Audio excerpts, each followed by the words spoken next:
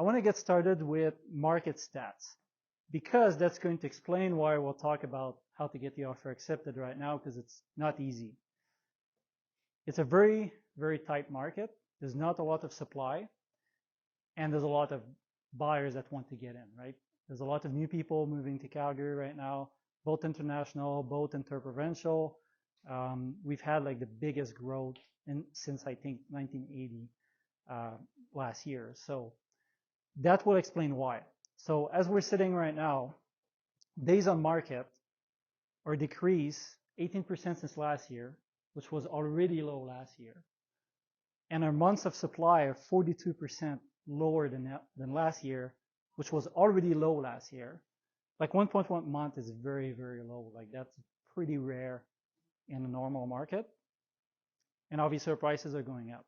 Not as fast as last year, but they're still going up.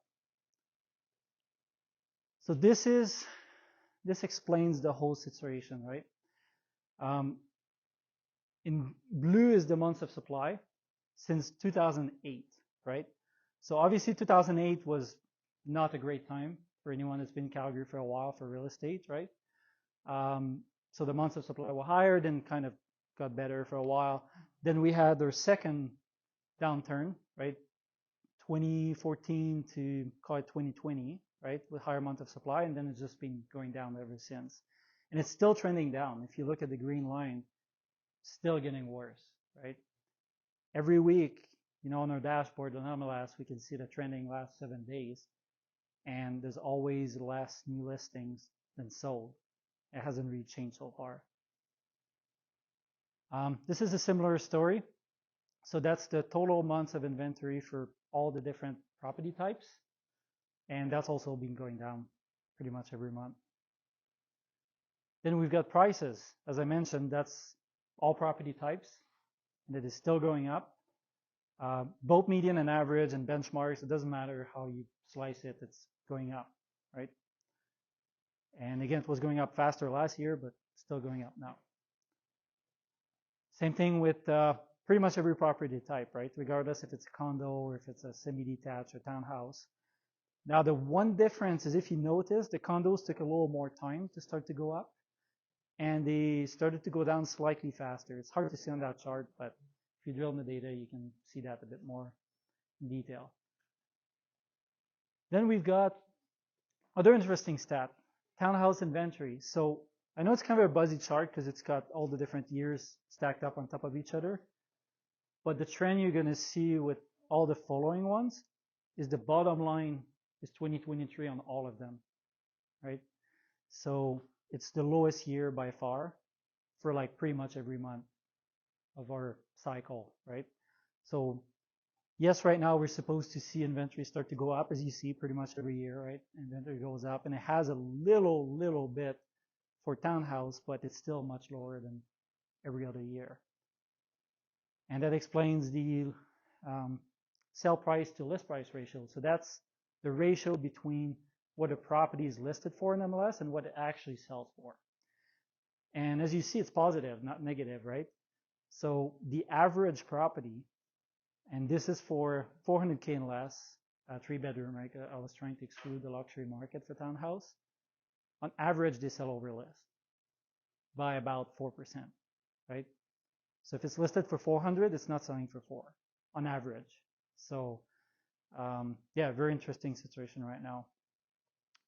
Then we've got suited properties, which I'm sure most of you care about that more than townhouses. Very low as well, right? That's way lower than what we usually see. And that's for, I know it says suite legal, but it's actually for legal and illegal. I'll change that chart after, but yeah, significantly lower, right? The bottom line again is this year. It's the case for every year. Then we've got multifamily, which in this instance is 4 units and less, so that'd be duplex, triplex, fourplex. Also lower. Not quite as bad, but still quite a bit lower than pretty much every other year. So yeah, that gives you a bit of an idea why it's such a hard time to buy based on the market fundamentals. So I'll hand it over to Santhosh. He's going to talk about some ways you can help to get the offer accepted and increase your chances to get the property. All right, thank you. So All right, let's start with the purchase contract. So is anyone familiar with seeing this document? Familiar signing it? Yeah. So some of you might have, some of you might not have, but this is the residential real estate purchase contract that if you're buying a property, you're going to probably see this, right? So what does this purchase contract entail, right? So it's got a few components. So it's got obviously the price, right? What's included in it? So is the shed in the backyard included, or how many dishwashers are included? The possession date, of course, and then your deposit structure. How much are you offering? And what are the conditions of the sale, right? And any terms, right? So, for example, if it's a hoarder house, you might want to add a term that if the house is not cleared out by possession, you're going to hold back a certain amount of money, right? Um, so, a little bit more on conditions and terms, because that's where it's a bit more important in today's market, especially. The most common terms that people generally would like to add is financing, to sort out your financing, and an inspection condition, right? And on properties where there are tenants involved, typically we also like to add in a lease review condition, where we like to get the actual copies of the leases from the seller and verify that the rents that they're claiming are actually true. And we'll fill out a schedule so that the deposits get rolled over at the time of the sale, right? Security deposits for the tenants. And that's how that section looks on the purchase contract. Okay? So, how do you actually make your offer more competitive? Number one is the price, right? But a very important thing to note is the asking price is not the same as the market price, right? Just because a property is priced at $250 does not mean its real market value is actually $250. Okay, so that's something that a lot of new investors kind of forget, and they often come to us and be like, "Wow, this looks like a great deal. It's only $250, so can we offer $250 on it?" And we're like, "No, sorry to burst your bubble, but so yeah, so market value is determined by what someone's willing to pay for it. And the asking price is actually determined between the listing realtor and the seller as part of their marketing plan, right? Whether they want to underprice it or whether they want to price it just at fair market value, depending on the circumstances that relate with the property, right? Like there's tenants, you probably don't want to underprice it and get 40 showings in a day because you're going to piss off your tenants, right? So depending on the circumstances, they might either underprice a property or price it just right, okay? Next tip, don't be a low baller, especially in this market, right? Now, there are certain exceptions. If a property's been sitting on the market for half a year, sure, there might be some circumstances as to why it's been sitting for half a year, and you might want to try putting in a low ball offer. But in general, in today's market, as Anthony showed you the statistics, it's not recommended to lowball because they're just going to throw your offer out because they know that they can get a better offer if they just wait around, right? And lastly, offer a compelling price, right? Especially in a multiple offer situation, which is very common today. It is perfectly fine if you overpay by $5,000 or $10,000, right? We always recommend don't get so hung up on the 5 or 10 grand you're offering more, and keep in mind that if you're making a conditional offer, you have to make that offer more appealing than say someone who's offering unconditional with no conditions, right? So that 5 or 10 grand that you're going to offer more, it's not going to make a huge difference in your cash flow or your overall return 30 years from now, right? Assuming this is a long-term hold. Now, if it's a flip, that's a different story. But in this context, we're referring to a long-term hold. Right? So next, going unconditional. You might have heard a lot of people are going unconditional these days, cash offers. And just because you have the ability or you're comfortable going unconditional doesn't mean that you should do a lowball offer, because in a multiple offer situation, it still might not necessarily work. A seller might be more motivated to go with a conditional offer that's higher versus your lowball unconditional offer, okay? But sellers in general, they do like unconditional because it's more appealing because it's an instant firm sale. So the moment you submit an unconditional and it's accepted, you're committing to that property. There is no backing out, okay? And it's great if you have the cash to buy and you're willing to get a mortgage after the purchase, after you close on the sale, right? Because now you don't have to scramble to get your financing lined up. However, it is risky if you're not 100% sure if you can qualify, right? If you're on the fence, it's like, maybe I can qualify. Like that's kind of the limit, right? Probably not a good idea. I'd recommend talking to your mortgage broker first before making that decision.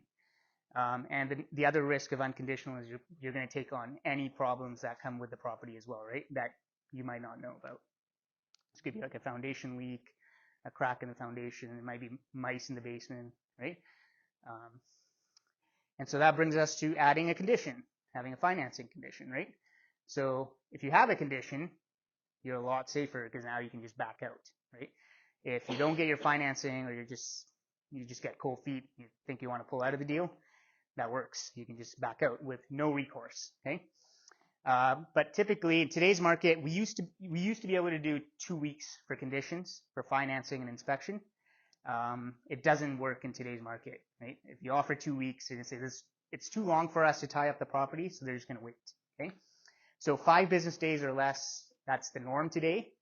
And if need be, we can always get an extension, right? Towards day 4 or 5 of the condition period, we can go back to the seller and be like, hey, we're really close to getting our financing. Can we get another day or 2 and we'll get it done, right? However, there's no guarantees that they might do that because if they have backup offers, then that might not work, right? But to kind of avoid this whole situation, that's why if you can talk to your mortgage broker ahead of time and say, hey, do you have all my documents? You're pretty sure you can get me a commitment letter within this timeline, depending on which lender it is, then you're a lot better, right? And of course, you want to offer as short of a timeline as possible, and submit a pre-approval letter, right? It shows the seller that you actually have gone through the qualifying procedure and you've got all your ducks in a row. You can also write a handwritten letter that has worked sometimes. It's hit or miss, depends on the seller.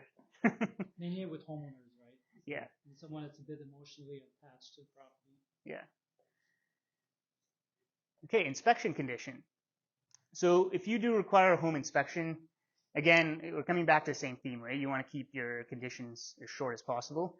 If you are comfortable waiving your home inspection, then that's great. But we know that it's not for everyone, right? Especially if you're a newer investor, you're often not sure what to expect when you're buying an investment property. So that's completely fine. And just remember that conditions are just a way for you as the buyer to back out of the deal if you don't like something, right? However, in the eyes of the seller is tying up the property for that entire period of time. And when a property is on MLS, the days on market starts to rack up on the property, right? So if you've had it tied up for 2 weeks and you back out on day 14, the days on market for that property is now 14, right? And so when a new buyer looks at it, they're gonna be, why is this property on the market for 14 days and it hasn't sold and the market's like red hot, right? So they start to question like, oh, does this property have issues, or are there bad tenants in there? Is that the reason why? And so it's important to put yourself in the shoes of the seller when you are making your offer, right? So yeah, it's kind of what I said. And lastly, we're ready to move pretty quick when the right property comes along.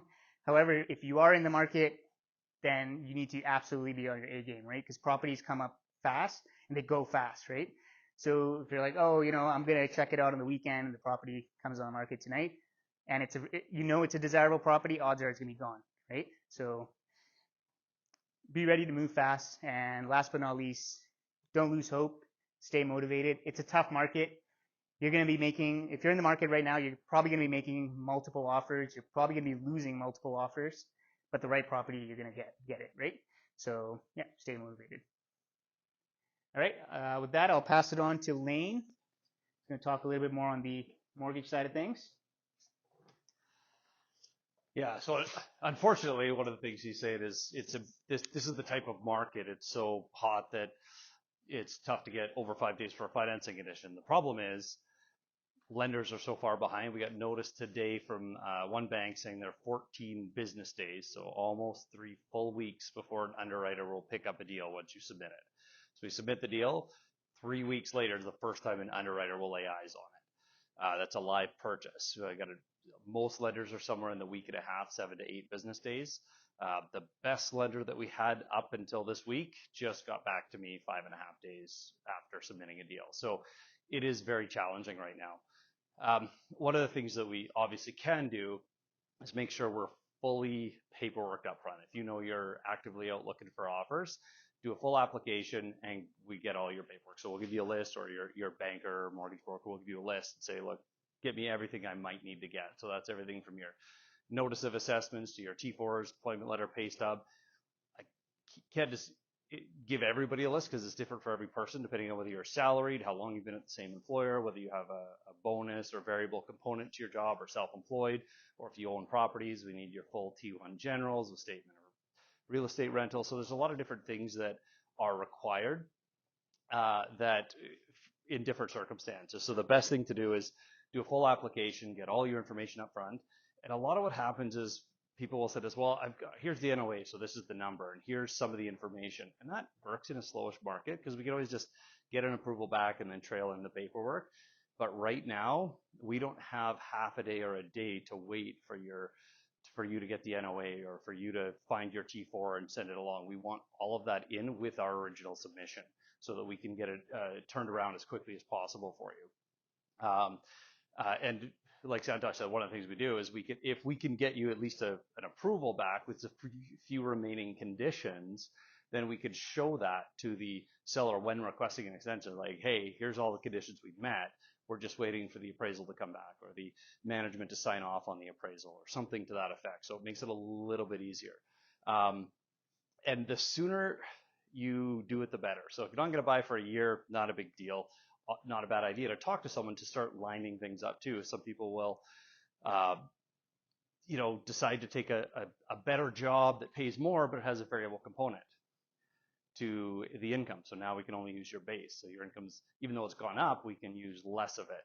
So there's things like that you just want to be aware of if you're planning on buying a house. But even the simple things like, where's your down payment coming from? A lot of people have been trading crypto lately. So if you're pulling money out of crypto to use for a down payment, you need 3 months. A bank doesn't want to see it. They obviously don't like crypto. It's effectively their competition. So the last thing they're going to do is help you facilitate having crypto and then using it for down payment. It also is something they can't verify, and that's an obligation the banks have, is to verify where it came from. And obviously crypto, you can't do that. So that's just one example. It could be an inheritance from your aunt that your mom actually has, but if you're buying a rental, you can't get gifted down payment. So you have to get that in your bank account sooner rather than later. If you're like even just what's on your credit report. So there are some lenders who will, if we have to pay off a debt to get your ratios in line, we could just make that part of the condition and you pay it down to zero. But some lenders will actually make you, if you have to pay it off to qualify, they'll actually make you close it. Whereas if it's just, so if you pay it off a few months earlier and it shows up as zero, they don't make you close out that line of credit. You don't want to go closing all of your available line of credit, especially if you're an investor, because you want to have as much credit available as possible. So those are just things. And now I'm also make sure that you don't go pay off debt if you're thinking of buying, because sometimes your issue may not be debt servicing. Your issue might be income. And then maybe we need to go to a B lender and put 25% down. And then 25% down, you can't borrow it if you've gone and paid off your debt. So that's why you do the full application first, really go over it with your mortgage broker so that we can make sure that everything that you're doing is lining yourself up for what you need to do next. Backup plan. So this is one of the things, if you want to write an unconditional offer, because whether people intend to want to write an unconditional offer or not, what's happening is after 3 or 4 offers that don't get accepted, they're coming to us saying, hey, I'm pre-approved, can I write unconditionally? It's like, well, we reviewed your information, but the lender doesn't really go into depth. Sometimes we can get a lender to review, but they won't review all of the paperwork.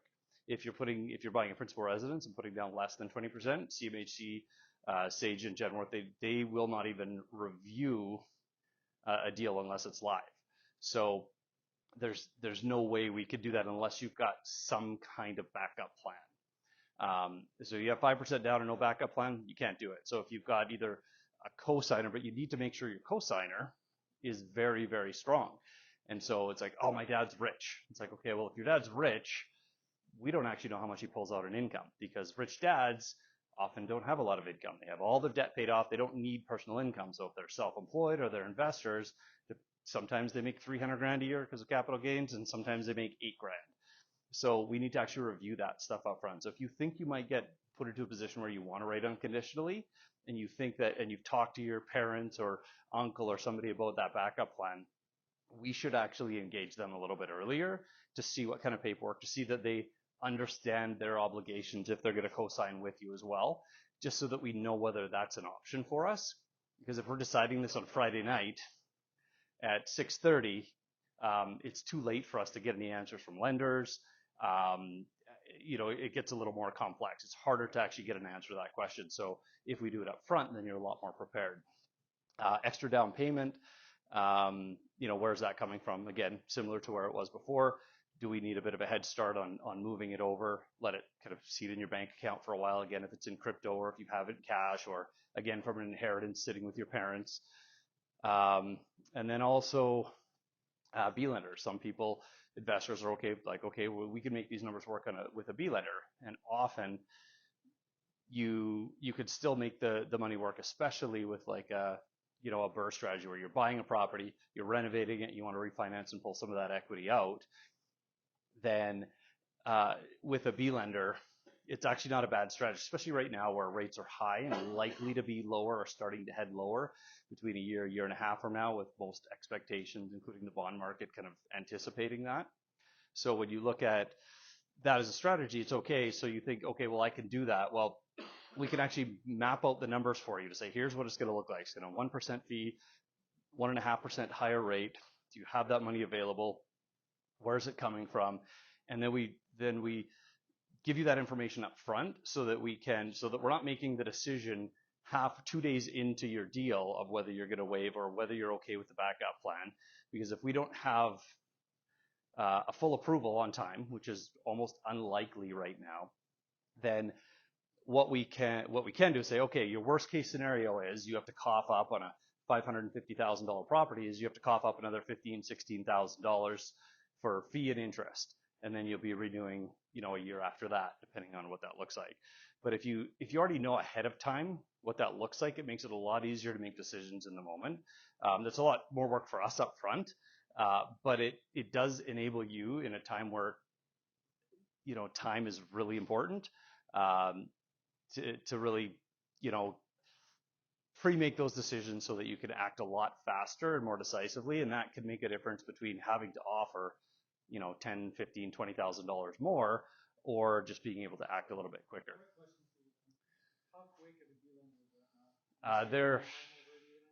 I don't know that they'd be any faster. It's just that we somewhat know if you just barely can't qualify with an A lender, depending on some of the stats, we have a comfort level around the B lender. So we want to get an appraiser to a B lender. They're more concerned about the property. But we could be a little more sure about, say, a B lender's likelihood to approve you. So but their turnaround time is not necessarily going to be faster. It's just that we know that we're likely going to be able to find someone to do it, so that you at least know that your backup plan's there. There's no guarantees. Even a B lender could decline you for some reason, and in the event, so even if you say if you've got 50% cash, you can close on a mortgage knowing, especially in this market, you can close on it, get a private lender, resell it, and probably not lose a whole bunch of money. So if you're willing to take that as a 1% chance scenario that could happen, then you can waive unconditionally even if you don't have full cash. If you got 50% down and you're willing to actually sell all your stocks and do everything to make it work as a worst case scenario, and you don't have an approval yet, that is a possibility, and we have people do that. I've never actually had one not work out, but I'm not a fan of. Yeah. We actually just did that. We basically were able to scrape with our credit cards, lines of credit, all cash, everything. Yeah. We had about $8 left over to be able to close cash on something, and we, could have quite easily got $100,000 small private mortgage. Yeah, because there's a chance we might not qualify. but we chose to write unconditionally and got a better deal for it. So yeah, we've done that too. A lot of people do choose to do that. Some people just do that, like send me an unconditional offer and say, hey, we bought a house, can you get us a mortgage? And I look at it and say, I hope so, because you can't back out now. And typically they've got some kind of backup plan. They know their parents have the cash or the ability to close, worst case scenario. So I just, even if it's like a 2% chance you don't qualify, the costs for not closing can be substantial. It's not just losing your deposit. You can also get sued for a potential loss if there's a sale pending, them selling on time to have a down payment for their next house. There could be other consequences to it, which they can tell you more about if you're ever in that situation. But it is certainly important to take all of that into consideration. This kind of brings us to the last thing, private lenders. If you're flipping or if you're doing the burst strategy, this is pretty common, especially if you got a property that needs a lot of rentals or it's got a gutted kitchen or a bathroom that's gutted and not put back together. It's not occupiable, so you can't close with an A or B lender. You need to close privately or with cash. So you could do very fast deals with private lending and close in 8 business days with a private lender, depending on who it is and how quickly your lawyer can do paperwork for you. Yeah, you could close, next Friday, basically, if you really, really got a house and you called. Now, that's not going to be cheap. In fact, these are probably in the low end of fees right now because private lenders have increased their rates recently because their cost of funds has gone up too. But it is, the backup plan. One of the important parts of the backup plan is, again, review the numbers before you're in the middle of the deal to say, okay, worst case scenario, would I be willing to pay these things?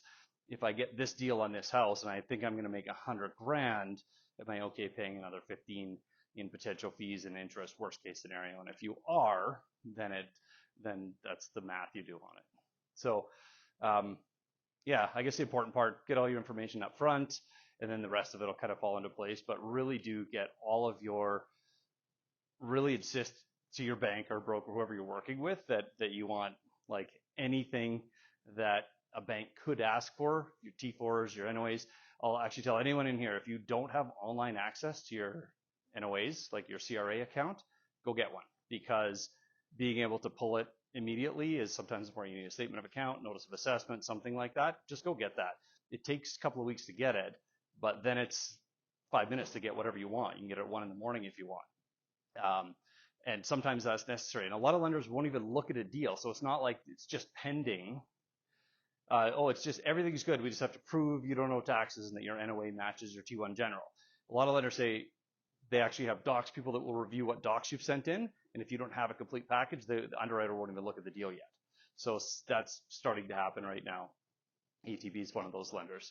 The other thing important is, whether it's with us or anyone else, if you're writing an unconditional offer, unless you're actually planning on using cash, you have to write into the contract that you are able to access the property for an appraiser.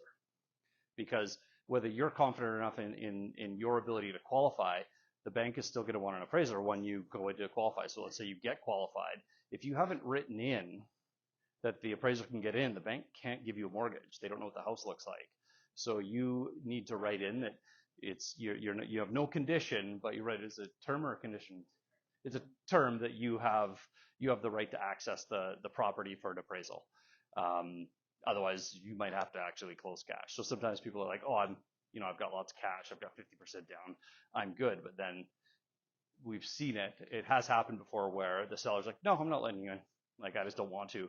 Either, especially in this market, oh, we got a backup offer that's $40,000 higher than yours. Like, no, we're not letting the appraiser in because we hope you don't fund on time so we can sell it to them. So I think that's it for mine. Again, it's really hard to, I don't want to have everybody, like, it would take me hours to go through all the potentials, but everyone's circumstance is different. So if you have questions, obviously reach out to me or these guys. But happy to answer any questions if you guys have them. Yeah. Yeah, that's one question.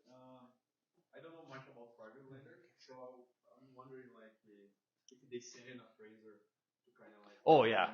Yeah, typically a private lender or a B lender is more like the A lenders are more concerned about you. That's why like CMHC, they do kind of auto approvals. As long as the house looks reasonable and it's listed, they'll typically auto approve it. Whereas B lenders and private lenders, they're more worried about the property because there's a higher chance they're going to end up with the property. So they're more concerned about it. They're very picky about what appraisers you're allowed to use. They sometimes have a short list of two or three specific individuals that you can use in each city. So definitely private lenders are far more. Like there are exceptions to that. If you're putting 50% down and you're buying in Killarney or Highland Park, the land is worth as much as the land and house. If you're buying an old bungalow, the house, even though it has value, if you tear it down, you can still sell it to a builder for the same amount. So they'll look and say, just based on the land value, we'll lend this much. We don't care. And then the unconditional thing too, I'd recommend if you're writing one, pull historical title. Make sure there was no grow up in there before, because if that shows up somewhere, banks won't touch it. That's a condition you can add. We often do that, right? Especially on properties we suspect it could have happened. You can make the seller sign that there's never been illegal activity in the property. A disclosure. Yeah. Other question that I had was around the base salary, because, for example, sometimes you have a big bonus on top of that. Yeah. So, but they don't consider sometimes, right? Like, so I was wondering, like, if you could show, for example, if your bonus is paid like every quarter or something, and you have been consistent, because most of the bonus is like up to 20% or something like that. Yeah, So they'll almost always just default to a 2-year tax average. So you'll end up with a 2-year tax average. Now, depending on, sometimes your raises outpace your old salary plus bonus. So sometimes it's like, oh, well, we could use a 2-year average. And then you do that. And it's like, wow, your new base is actually higher than your 2-year average, even though you got bonuses.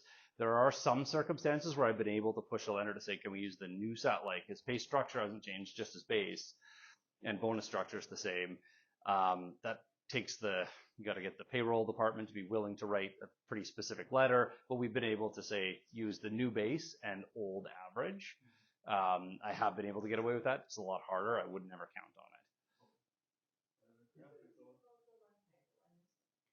on it. You want to pull, so there's, you can pull land title, so to see, who's registered on the property, everything. But if it's ever been a remediated grow up, or if ever been a grow up, it shows up on title. It won't show up once it's removed, once title switches hands.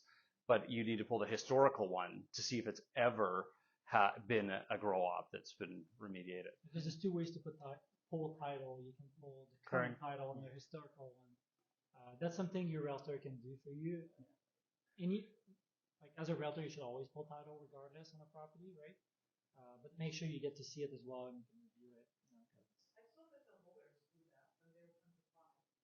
Well, you've already waived conditions, and the lender's not giving you a mortgage anymore. You don't do that before you actually write the offer. Yeah. Yeah. Yeah. They pull title, and if they see that there was a grow up on there, they have to let the lender know, and the lender says, we're not giving you a mortgage anymore. Yeah. Well, by the time it goes to a lawyer, it's already a firm sale, right? Because you would have waived all your conditions already. You wouldn't go to the lawyer before you waive conditions. Yeah. You waive conditions before you go to the lawyer. Yeah, you could certainly do that, especially in a private sale circumstance. A lot of people, and you can certainly do that. That's not typically how a transaction would work, but you can do that. Yeah, go ahead. You mentioned something about the seller suing the buyer. Yeah. Yep. For any reason, would they be suing the realtor or the buyer? They would sue the buyer. That's if you're not fulfilling your obligations under that contract. So they wouldn't sue you for any reasons. They would sue you if you're supposed to close on that property and you're not. Yeah. Then you would lose your deposit and they could sue you as well. And then if it was the realtor's fault, then the buyer would have to sue the realtor. Well, if it's the realtor's fault for whatever reason, the then realtor, you would sue the realtor and the broker. Right? Yeah, if the realtor went and waived your conditions for you without you saying to or something like that, then which you can't do without a signature. Obviously wouldn't be your fault, but yeah, that would be bad. Yeah. I mean, every case is different, right? It could be a variety of conditions. It could be a mortgage broker's fault, could be a lender's fault, could be sellers for different reasons, right? It really depends. But most of the time, it would fall back on the buyer because you are literally signing to waive those conditions, right? If you waive those conditions, you've got a contract that says you're going to buy by X date for X amount. If you're not fulfilling that contract, then the seller has the remedy to go back after you. In a market like this, odds are pretty good. Mhm. They're just going to list it and resell it for the same or more money. It wouldn't be much of a loss, but I suppose like it would be hard to get your deposit. You'd probably lose your deposit unless it's significant. Pretty much automatically you lose the deposit, and then it's whatever. The problem comes in when the seller needs the proceeds of the sale for another property that they're waiting to close on, right? And then they can't Their close, so closing's they're going to gonna get sued. delayed. Yeah. Or they miss out on the property and it was a $50,000 deal, and then it could get like a cascading kind of impact of. And we've had that where things don't close on time, and then it causes a cascading effect of like 3 or 4 deals could be involved in that. Typically in slower markets, but because right now you just relist it and sell it again. And, that's why I said make sure you have a backup plan. Like when we write unconditionally, we don't necessarily want to be buying cash, but we're at least making sure we can, or we have a very solid plan of like 50% LTV or something like that, right? So that we know if we're not able to close, we can at least, if we're not able to get a mortgage, we can at least close and figure it out, either sell it and have enough time to do that, right? You want to make sure your backup plan allows you for the time to either sell or find another option. if you're getting a great property and great property, or it's a deal or a great flip or something, and your risk is like buying it, closing privately, reselling, and it's like, okay, everything from real estate commissions to closing to legal fees, like, okay, well, we think we're getting a $70,000 discount on this property, it's going to cost us $30,000 to resell it, let's waive, even if there's a 5 or 10% chance we won't get qualified. Do you think that the deposit has any influence in the offer being accepted or anything like that? It depends. It matters a lot more in an unconditional offer because the seller has a lot more security, right? Like, for example, versus a 10K standard deposit versus if you offered 40K deposit on unconditional. If you couldn't close on it, then now they get 40,000 instead of 10,000, right? So the problem with the conditional offer is even if you offer, let's say, a crazy like 200K deposit, just to be crazy, right? Well, you can still pull out of that deal, right? That deal doesn't mean anything until you waive condition. Yes, once you waive condition, that deal's stronger, but they're still taking that risk for the entire condition period. Where on an unconditional offer, the only risk they're taking is until the deposit's handed out, which is usually pretty short, right? Most of the time, 2-3 business days. So they get to hold on to that money. So if you're offering, let's say, 100K deposit, it shows first of all you have the cash, right? Because you can hand it to them, which means you're more likely to qualify because you've got cash on hand. And for them, like if you don't close, they walk away with a lot more money.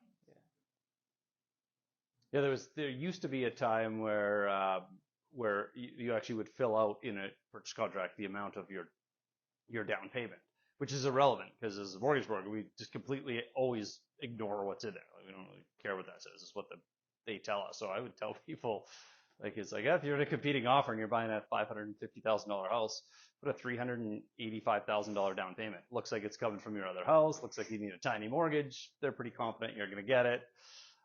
Looks good, even though it's like, we're actually doing a 5% down mortgage. It just didn't.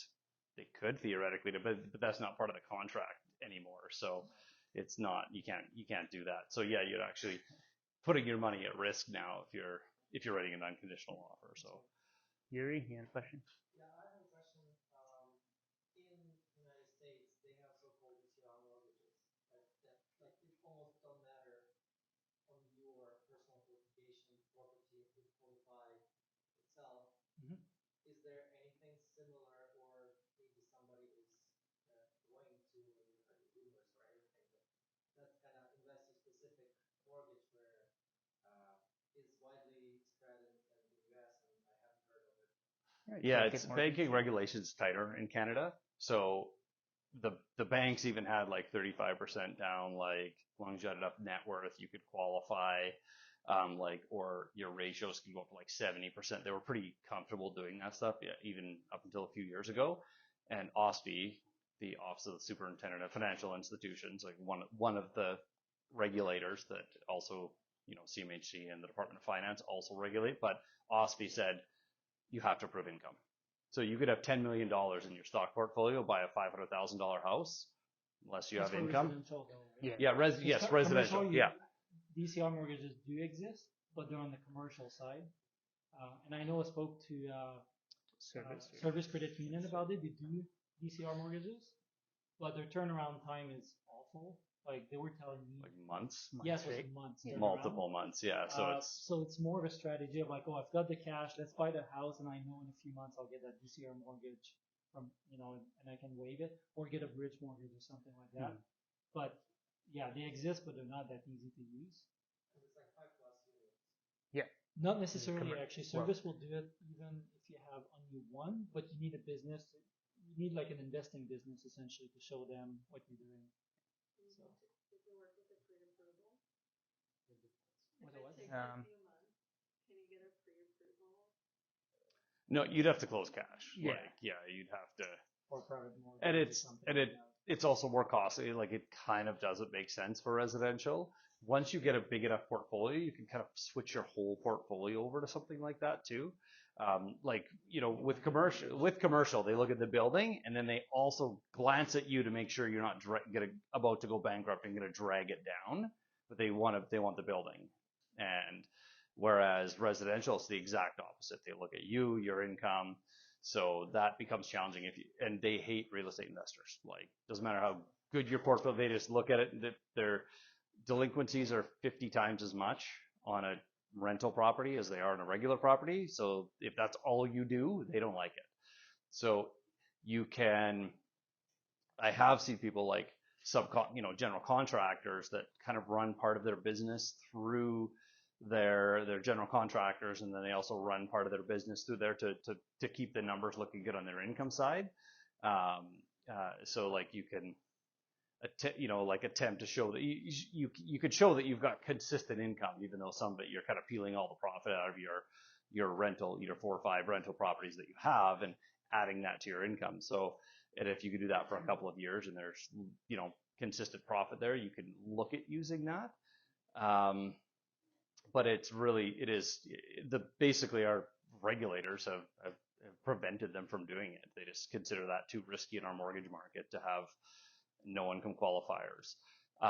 And the U.S. their capital markets are just so much different than ours. Their banks are all small, locally regulated, different versions. So their banks can also go bankrupt or insolvent, which we've seen happen recently. Our system is a lot more controlled and regulated. You could start up a bank down there and have 3 branches and do whatever the hell you want as long as you can find investors. So here it's a lot tighter. It's not only do they regulate it from the security side, but they regulate the underwriting as well. And it'd be something to mention actually is credit unions don't have to follow quite the same regulations as banks. Yeah, sometimes they'll be a little more flexible. It becomes a bit of a moot point because they're often tighter than banks, but there are sometimes overarching, like you can't do an 80% loan to value like a line of credit anymore on a property.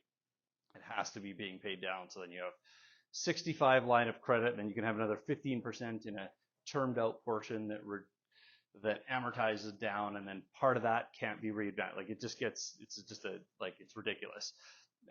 You can effectively do it, but then it just gets complex the way it qualifies, and then the way when you have a couple of those types of mortgages, and then you're trying to qualify with another lender, it makes it harder. Whereas a credit union just do an 80% loan to value line of credit because you qualify, and they're not regulated by the federal government. They're regulated provincially. But then those might not necessarily be listed on the credit bureau as well. Sometimes they can or they can't, but I mean, we just assume that everything is because you can't avoid telling a lender about something, because at the last minute, if something shows up at the lawyers, we actually had one recently. One of our brokers actually had a client that had lied to her, and it really caused a mess at closing. She had 2 clients, and they had to bring a third partner in because he was on a title or something, and he just basically didn't disclose a few of his properties. They weren't on title. They didn't show up anywhere. And then the client actually told the lawyer about it at closing, and then the lawyer told the lender. All of a sudden, didn't close. Like, so you don't want to be in a position where something shows up, or address shows up somewhere, and you're stuck not being able to finance, because then you're at risk of losing your deposit. And at some point, you can close late, but at some point you can, like, a seller could back out of the deal if it doesn't close on time. So they can keep your deposit and say thank you and sell it to somebody else. So you don't want to, and you also, we've got 6 major banks in Canada, and then most other lenders get at least part of their financing from those banks outside of credit unions. But even credit unions will pool and sell things off on the bond market. So if you piss off one of those lenders, you then for the rest of your life have 1/6 of potential lenders. Then you can't. You want to disclose everything, and they also have a blacklist that everybody knows exists between them that doesn't exist, but it exists. So they know, like, the banks aren't allowed to have this, but they have it, and it's kind of like the regulators and privacy and everything are like, well, it's somebody who's done fraud, and so it's like they haven't really clamped down on it. People have complained about it, but it's usually people that are trying to commit fraud that are complaining about it. So you don't want to end up on that list. By mistake, right? Who? CIBC. Like, we applied on a loan, and there was some issues, and we were kind of like, by mistake, had been flagged or something like that. With our deal? Like, I don't remember that. We Okay. by the way. Yeah. They cleared it out, but just to say they do keep record of that. I don't even remember that part of it, but yeah, it wasn't part of the blacklist because that is hard to get off of because it doesn't exist. So you can't be like, hey, I want to file a complaint with the blacklist. I'm not supposed to be on there. So if you're on there, you're like, it's hard. It's like credit bureaus actually, until 25 years ago, until the internet, until an online bank exposed credit bureaus existed, they didn't really exist. They hid it from everybody. Credit bureaus existed, and banks were not allowed to tell their customers they existed. So about 2 million people were finally able to get a copy of their credit bureau, and then recognize that there was mistakes on it, and they're like, well, no wonder I can't buy a house or get credit anywhere. And that's that's why credit bureaus actually are now something that are to some degree regulated, because there was a time when they only existed in the bank world. So it was, it was exposed in like the late 90s or something, where some online bank just let people get it for free as marketing, and then people started complaining, saying, hey, this is unfair. So then they required Equifax and TransUnion to actually start allowing people to look at their own bureau to maybe correct things. Any other questions? Yeah. I'm curious why the turnaround time to hear back from the lender is They're busy. They're just that busy. volume. Volume and vacations. So it's been a very busy year, but then vacations, like there's kind of blackouts in June, because June's always the end of June's always the busiest closing time. So like a lot of lenders will have full blackouts, but that's right when, like moms and dads are off because their kids are off for summer, so they black out until the end of June. So July is when vacations start. So lenders, it's across the country, not just Stampede. It's excessive. I suspect that's why the credit union I'm dealing with has doubled their turnaround time, because it's like Alberta based. But yeah, it's because they're just that far behind. Like they're busy, not expecting it. Time, right? Yeah, historically it's a busy time. Well, it does tend to slow down around this time. But usually more like July and August. Like, Yeah. August usually still pretty much- Yeah, usually it's like lawyers are finishing closing out deals, funding departments, but usually underwriting is okay. July, yeah, there is some leftover underwriting always, but I think this year it was such an excessively busy first part of the year, right up until June, but also like there's a lot of deals that are getting underwritten and then aren't getting conditions met on time, so they go away. So underwriters are wasting their time on deals that aren't going anywhere, which has happened to us too. We've like have been able to just not meet certain conditions, or deals go away, or people over offer, and then the appraisal comes back and kills the deal, or they back out. They're like, I actually don't want it. Like we got caught up in the hype of competing offers. Now we want to back out. So it's just everybody's busy. It's always the challenge in a time like this. Like everyone thinks it's like this is a great time, and if you own a bunch of real estate, it's a great time because your rents are going up, your values are going up. But for anybody in the market, buyers, like it's a challenging time.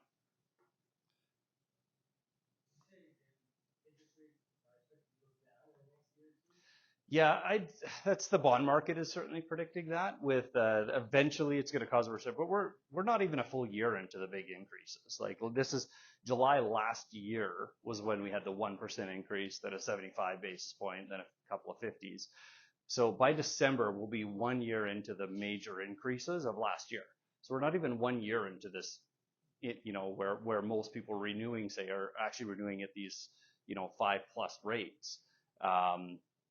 So it's builds a lot of hype on the front end, but in Canada, unlike the US where they have 25-year terms, everybody will roll over within 5 years in Canada. So the impact is kind of it's felt bigger, but it takes 5 years to do it. Whereas in the US, they have to, increase them more because they don't impact existing mortgages, only new ones. So it's a different cycle here. But I'd say by next year, they'll start to see the impact of how much it slows consumer spending with, say, 40% of the market having actually had to start paying another $1,200, $1,300, $1,400 per month in interest. Those people are now going to actually be not spending that in the economy, and GDP or consumer spending makes up 2/3 of our GDP in Canada. So it's going to impact us. It just hasn't really started yet because we're only really 8 months into it, or the biggest part of it. So I think they overestimated how much it would impact us right away, but I think they might even be underestimating how much it'll impact us a year and a half from now.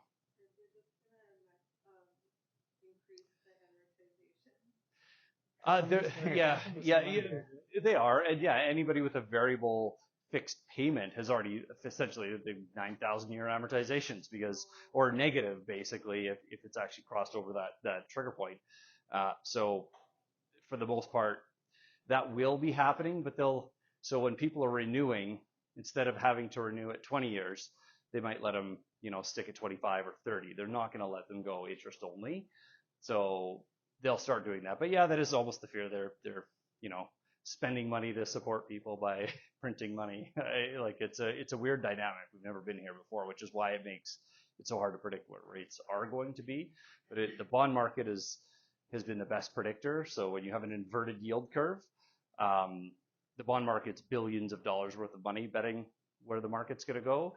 And when you have short-term rates higher and long-term rates lower, it means they're predicting a recession, which pretty much all economists have agreed that even if there is a recession, which I think there probably should be, Alberta will avoid it. And we've also, we didn't put it in the stats, but in spite of the fact that things are this tight, we've got 60,000 person increase in population in the last year. Most amount of new jobs, new interprovincial migrations, huge here. This has been it's been a really strong few years, but in spite of that, our affordability is still the best in the country. So things are still strong here, even though for us it seems almost chaotic. We're just not used to this type of market.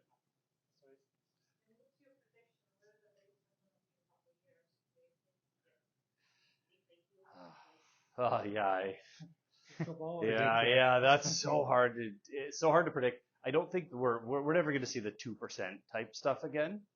But I kind of have this idea that they're going to bounce around in the, between 3 and 4.5 is kind of where they'll end up at some point, because the economy is going to start paying for this excessiveness that we've had for a while, sooner or later. But so they'll drop rates, but there's also going to be a limited amount of capital out there.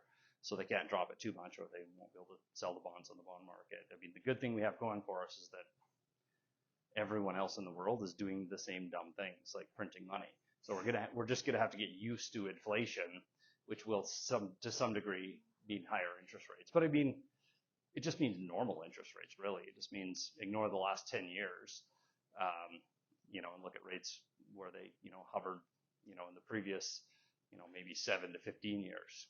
That's the thing, the rates, considering historical rates in the long term, are actually pretty cheap right now. Yeah. They're expensive compared to the last 5-10 years, but they're not that expensive compared to like an average of like last 30. Yeah. Right. They've gone up fast, but they're not actually that high considering speaking. So. Yeah, we've never had this kind of debt load either. So.